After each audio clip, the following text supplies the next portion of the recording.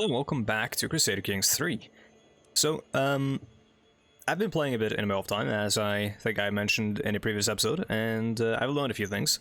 But I've also been looking into some of the ways the game simulates and shows history and all that. And I'm sorry. Also, I'm sorry to those of you who only want to watch gameplay. That I almost always start an episode with some sort of tangent about history or whatnot. But that's kind of how I roll. But one cool thing, or I guess less cool thing, but one thing that I've been looking into is how this game molds history and stuff in comparison to Crusader Kings II, because I might make a video on that. And one thing that's obviously important is that the feudal abstraction, the abstraction of the feudal systems that are shown in this game are obviously very, very wrong. Well, I say obviously, that's kind of... I shouldn't be saying that, because it might not be obvious to everyone as you come into this game, because you're often taught that everything is, set up in this, bottom-down pyramid scheme in Europe. And, I mean, to an extent, that's kind of representative, but not really. It's more or less representative of, one region of France, really, the feudal system that we see here. In real life, Europe was a hodgepodge of different systems, and a lot of those systems weren't really neatly set up to be one pyramid structure. It might have been several overlapping pyramids, where of course people inside of Lotharingia here would owe fealty to people in West Francia and stuff like that. But also, so you wouldn't have these clean borders. Now I say clean borders, but none of the borders in Crusader Kings III are clean. But not only that, you also have a lot of issues with, for example, the Byzantine Empire, where right now there's one emperor, and that's not how it really worked. There were two emperors, and they were, two co-Roman empires, like the consuls of Rome. And well, they when you had emperors, there weren't consuls, but before the Republic, before that. And you also had well, the people here in the empire who aren't nobles wouldn't be technically low-born people of no import who couldn't rise up the ranks. They were all Roman citizens. So what's weird then is that, because this guy, he's from a dynasty which started really well, which started, I don't know if it's actually if it makes much sense, but I think his dynasty here might be wrong, because it says he was born to Count Bardas, but I don't think that's true. I think he was, because this guy, the emperor right now, pretty sure he was a peasant, just a normal peasant, Basil I, and then he rose up the ranks and became emperor eventually. After the emperor made him co-emperor, and then he had his co-emperor assassinated. So a lot of that stuff, it's not very accurate. So don't look at this as a way of looking at how Europe was set up. In some ways, it works as a simple abstraction, but a lot of the systems here do not make a lot of sense. There were no serfs in the Byzantine Empire, as far as I know. They were all equal citizens. Of course, some were nobles and stuff still. And yeah, it's kind of weird. But let's get back into the war. But if you would like to see a video like that, I might make one. I'm not sure. I kind of want to make some, because I'm seeing a lot of people making top 5 videos and stuff, and they're all cool, but they're all top 5 rulers, top 5 builds for this and that. That's not the kind of stuff that interests me. I want to see how this game toys around with history, and the ways in which it does it well, and the ways in which it does it poorly. One thing I do like, I've said it before, in this game over CK2, is how they distinguish men-at-arms and retinues. I like the idea of men-at-arms that you have to actually maintain with your money, and then the levies, who are obviously useless peasants. Let's see, we need to go to Gotland, it seems. Well, and I also like how you actually have to pay to build boats. Though I don't like it when I have big armies, because it costs a lot of money.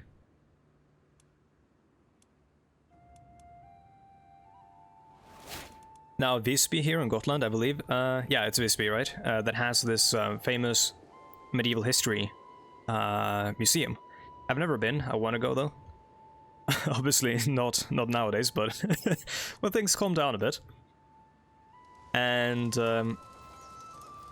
yeah, it's got this really famous medieval history museum with a ton of weapons, suits of armor and stuff. Really quite neat. The only dedicated medieval history museum I've been to is one in Lofoten over here, which Vestvåg. That's funny. There's an island somewhere around here called Vestvåg, but yeah, that like a medieval history museum up there because it's a Viking museum, which is built around a longhouse, which is built, I believe, to mimic a longhouse that was actually standing like 100 meters to the left of that one. Like, yeah, they dug out, and like it's an archaeological site, and then next to the site itself, they built like a reconstruction of the longhouse, which is now the museum. Spymaster, let's believe that's it at least. My memory's hazy because I went there when I was very, very, very small. I remember barely anything. I just made my daughter my spymaster. That's got 16-year-old spymaster. Hell yeah, dude. I'm not really worried that much about strong vassals wanting to be on the council because, like, we don't really have many. Once we actually get the kingdom set up, we'll worry about that. Okay, so the conquest of Firda has failed, and we get gold, and we get prestige. Oh my god, blessings upon you and your house. I know when I'm defeated, it seems I am left with no choice but to comply with your demands. Thank you, Svein. Or sorry, Stein. Stein Skulison, that means stone. Skulison means son of Skuli. Yep, I love how you can just disband them wherever you want, and they'll return home. I also love how they don't get raised in like tiny little pockets of men, and then they all gather. Instead, when you have a rally point, they'll gather at that rally point, or they'll be moving like invisibly through the countryside, and the time it takes for them to reach the rally point is sort of like simulated by the amount of time it takes for that unit to spawn in the rally point. In CK2, they showed up as tiny little, you know, bits of infantry, and you could just run around killing them before they got to merge into an army. In the course of helping me administer my realm, it would also be annoying if you had a peasant revolt and you would raise troops inside the peasant revolt. But yeah, and I've discovered that we have a lot in common. We have built up a strong rapport during our time working together as a result of this, and I find myself wondering what the future will hold for us. We shall become good friends. This is the guy who... Oh, what was it I did with this guy last episode? It was yesterday that I recorded it, so I've already forgotten. But I remember the name Serkir. To the implacable?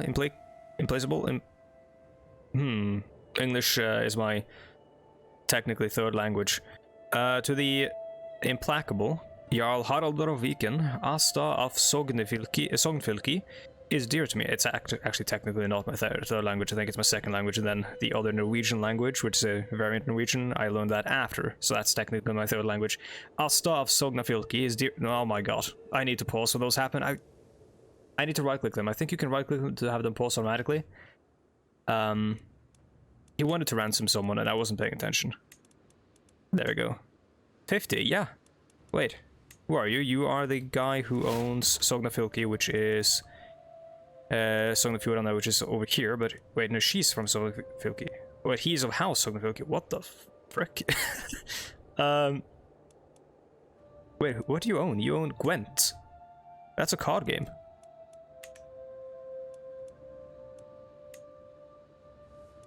Bruh, why are you... Oh yeah, because Sweden owns little pieces of everything, because that always happens. Like... Why does this always happen with Sweden? I've seen Sweden own pieces of Italy, northern Spain, England, Ireland, like, oh yeah, of course, yeah, I mean, that one isn't that absurd, that happens a lot with Sweden, but I'm just waiting for Sweden to own something in Africa, because it's bound to happen, like, sooner or later. It happens every time. I've seen Scotland owning all of this, Sweden owning all of this, and Ireland owning all of this, none of them owning their respective countries. Just all kinds of weird. Do I want to... Yeah, I guess I'll ransom her. They live far away, I don't care. It's free money anyway. Now, I can move my capital to Trondheim, right? Yeah, because that is a really good holding. It's going to take a while until we can actually, like, fully use it. So we can get the special building there, which I'm guessing is a cathedral. Nidarosdomen, as it's called. A big cathedral that stands in the middle of Trondheim.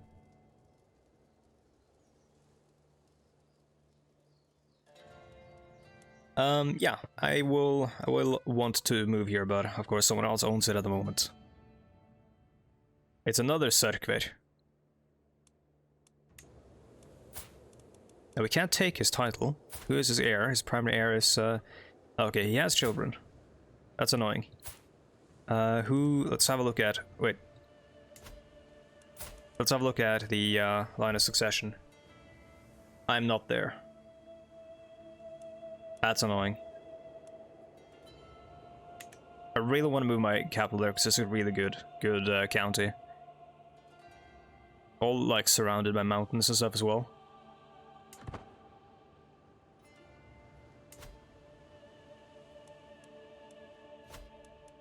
Let's see, where can we declare wars?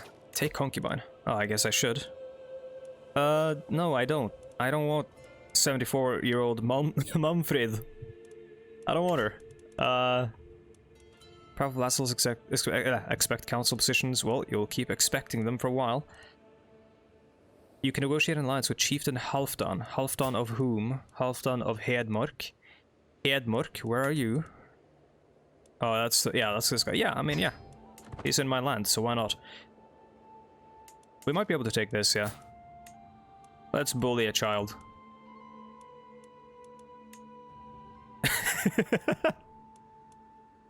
Vastly inferior, she has no allies. Let's go. I'm honored by your request, and I would be glad to call you an ally. Yeah, wait, is he leading my army? Oh yeah, he is. No, that's Thordur. That's not Halfdan, that's Thordur. They just all look the same because they all wear this helmet. Oh dude, I could lead it. I'm actually kind of sick. So I'm a holy warrior, which kind of want to... Yeah, this is better. Friendly fatal casualties minus 25%. Honestly, better than the holy warrior one.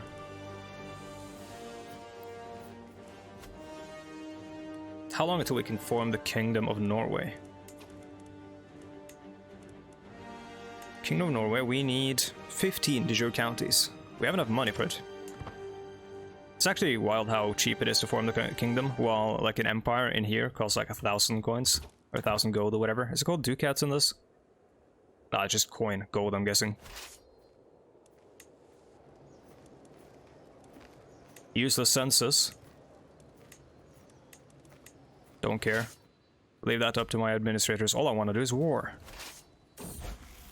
Soothing the pain. I also have one of these guys. Wait, this being red always makes me think that I lost a battle. While I was at the market with Chieftain Rurik, his attention was caught by a criminal chained in the pillory. When the man begged for water, Rurik immediately promised to bring it. Thrun returned from a nearby well, letting the criminal drink from his cupped hands. Rurik is my son, vassal, and ward, but he isn't my fearless ravener is compassionate. He isn't my heir, right? No, my heir is Halfdan Haraldsson, so I don't really mind him being compassionate. That seems pretty good. I really mind my heir being compassionate because I hate playing with a compassionate character. They are so annoying to play as.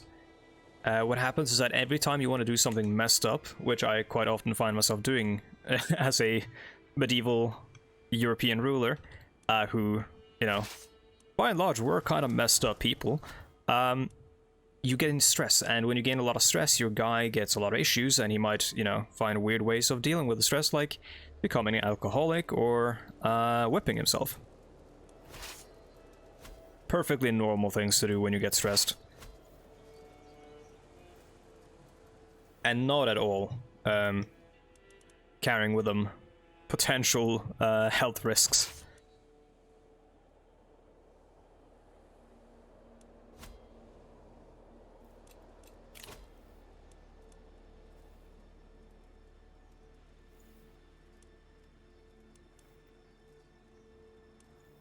Kind of really don't care about the courtship perks at all. Guess it's for like the people who play their characters like as total horn dogs who just want to like have a child with every ruler's wife in the realm. But I don't really play that way. I like this stuff, hard rule. That's my ancestor, Harald Haralda. the guy who invaded England, which, I mean, will follow in his footsteps, or tread the footsteps before him, soon enough. Control is good. I think I'm going to go with the warfare ones, because that's what we're going to be doing for a while. I think I've said that, like, almost verbatim in a previous episode.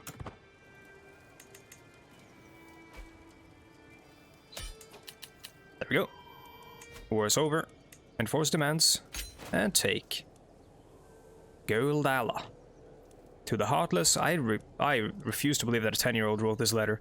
To the Heartless Jarl, Haraldr, may wisdom ever elude you. You are a much greater foe than I imagined. In order to put an end to this, but of course, because all you can imagine is like stick figures and stuff. Like, you're 10. I don't expect much. I'm so I mean, I did say, let's go bully a 10-year-old. Disband the army in order to raise it immediately once we find our next target, Jamtland. Probably before he gets gobbled up by Bjorn Ironside, who still isn't dead. Wait, no, it's Erik. No, it's actually, yeah, he is dead. It's Erik now. Erik Björnsson. Instead of Björn Ragnarsson. Oh, wait, there is Ragnar Lothbrok, who probably did not ever exist. Viking, raider, strong, yeah. Like, his existence, we're pretty sure he never existed.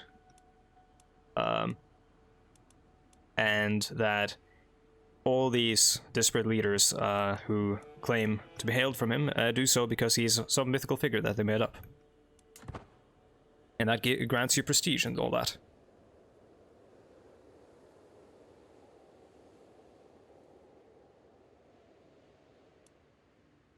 I mean, if you watch the show Vikings, right?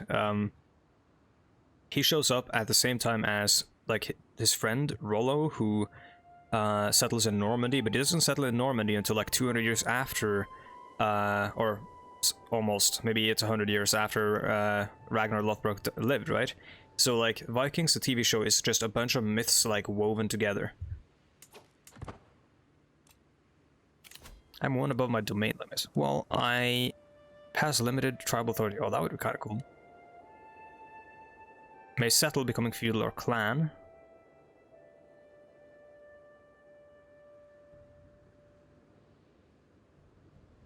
What does that mean? There's something like that in CK2 as well. I'm guessing that you have to increase your tribal authority and all that to become feudal, like in CK2. Independent tribal rulers may settle, becoming feudal or clan. Yeah, so if I have this one, I can become a clan or a feudal boy. I'm guessing.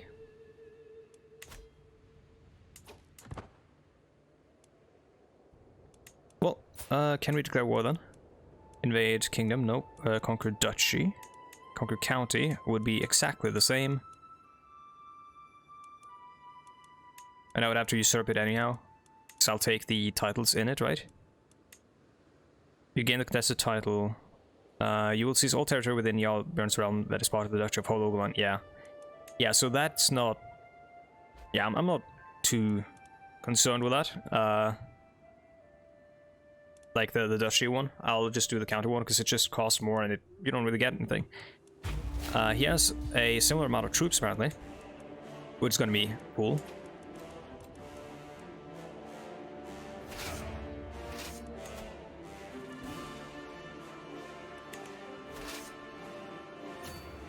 It should be rather unproblematic though, because all we gotta do is siege down the war target, and it is in...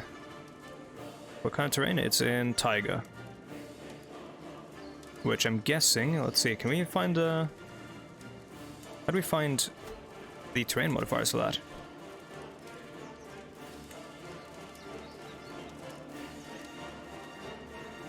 There we go, supply limit minus 20%, development growth minus 5%, not great.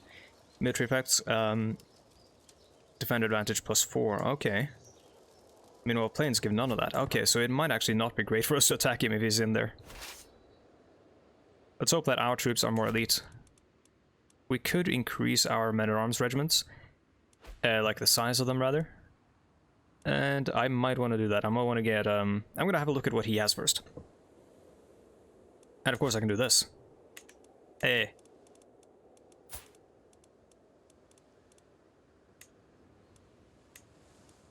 But where is it? Claim title? Held by... Oh, okay. Wait, how do I, how do I call my allies again?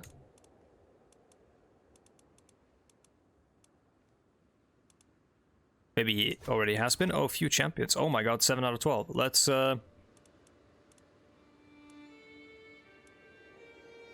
can't recruit him to court. Or can I? No, I can. 5. Yeah. Oh, he looks kind of like a beast as well, dude. He looks cool. It's also logistician, which is really, really good. Supply is incredibly important. Let's invite more champions as well.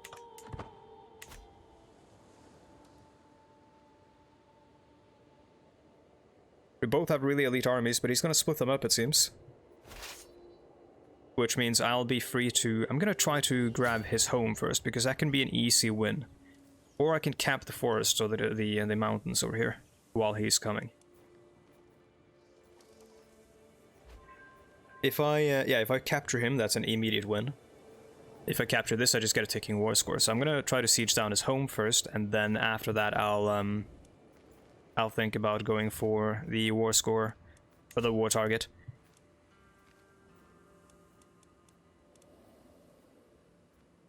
Oh yeah, we had the ability to see what he had. My bad. Let's have a look.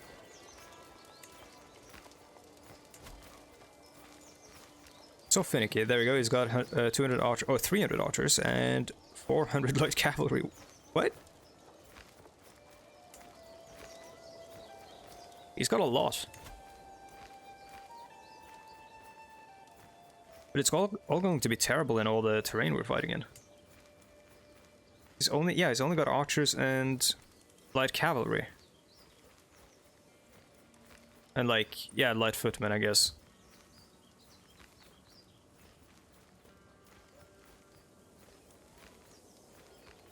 And my bowman... No, yeah, he is better than us on this front. But if I increase my pikemen a whole lot, and just hope that we don't get involved in a battle on something like this.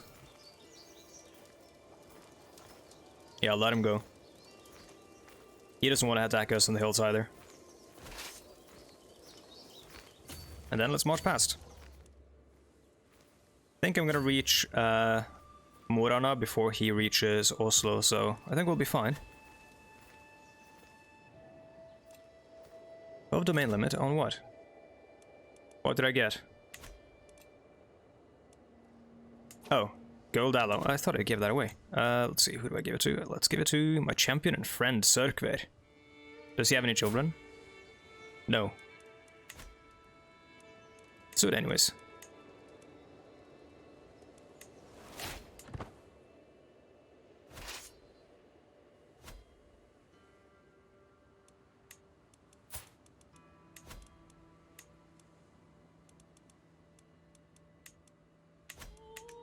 And let's hope that he gets married. I probably should have seen to that beforehand, but...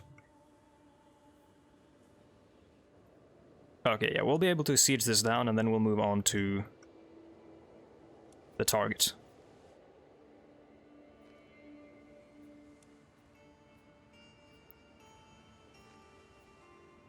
First Raiders of Utan Namdal.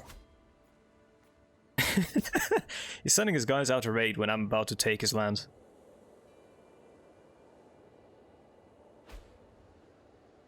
I maybe should have taken something of this beforehand, or before Sweden can take it. But I'm worried that if I take this, Sweden will press a de jure claim. He does like me, though. Am I swaying this guy? No, I'm not. I sway the other one, I think. There he comes. And he's gonna try to siege 2 down at the same time. Please, give me a son or something. Any prisoner. it's actually kind of good, because we could attack those guys, and then... Oh my god, what is this? Sorry. Oh, shit. Well, we need this right now. Come on. Fuck. Now he might take my son, which is really problematic if he does. Or he might take something from me, he might take a family member, a hostage or something. It would be really problematic because yeah, we need that ticking war score as well. Maybe I'll just oh no, he sent his raiders home. Can you disband them so I don't have to fight them? I'm not gonna split off like a besieging group. Oh. Your acquaintance has died. Was she a lover of mine or something? Oh, she was a concubine, I'm guessing. Yeah, we need concubines as well. We need to raid for captives.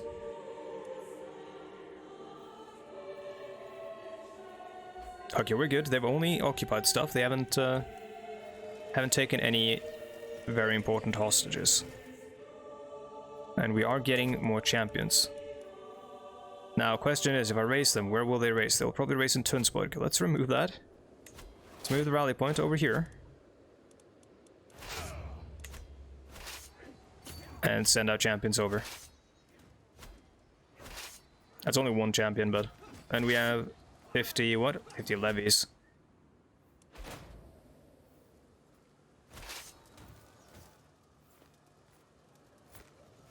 Spouse of my heir has died. Okay, well...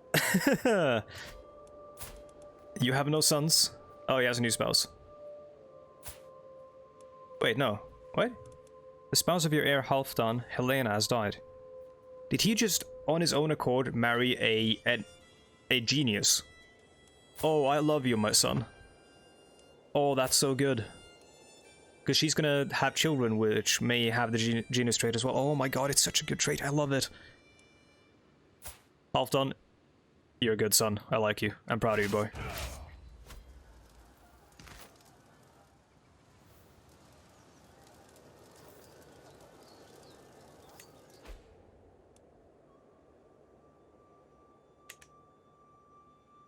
Oh no, they're coming. This is all kinds of fucked.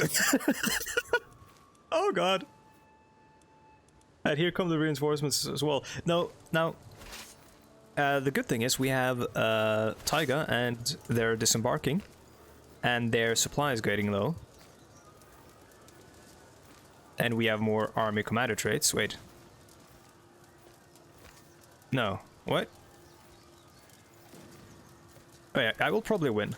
But I mean, that doesn't mean I will probably win against these guys as well. Oh, you sorry fool. Who is this guy? Jarl Sigurd Snake in the Eye. Oh, dude, you little... He's a flagellant.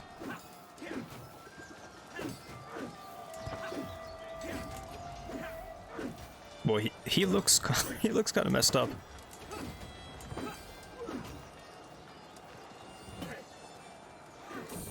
Oh, and now they're disembarking somewhere else because they realized, oh, this is bad. Wounded might... Hofgård the Orvar has been wounded, and the injury runs deep. Well, I can't do much about that.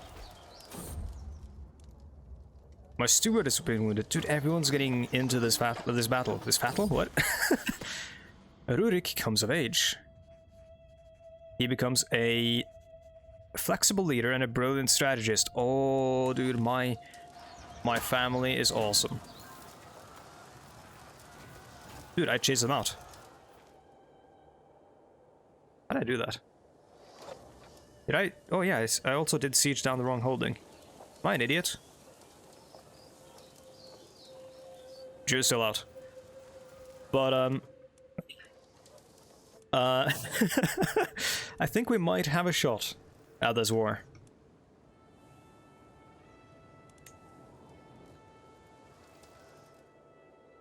Okay, if I now take the war goal, I'm gonna go down and try to take down his actual home.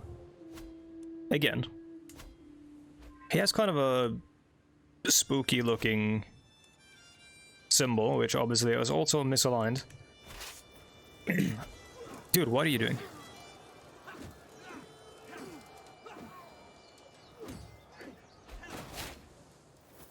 Probably one of the stoop. No. No, my son. I just praised him for being a genius, and now my heir is the guy I gave the compassionate trait because I was like, that's cool, he's not going to be my heir. Aw, shit.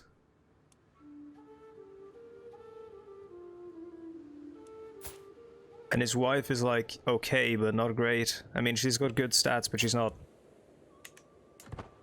got them god genes. Oh well. That being said, we are at the end of the episode, so I want to say thank you so much for watching, and if you enjoyed this video, please leave a like. It does help a lot. And you can hold on. And is there anything else I need to say? Nah. Fuck it. Thanks so much for watching. I'll see you guys in the next one. Goodbye.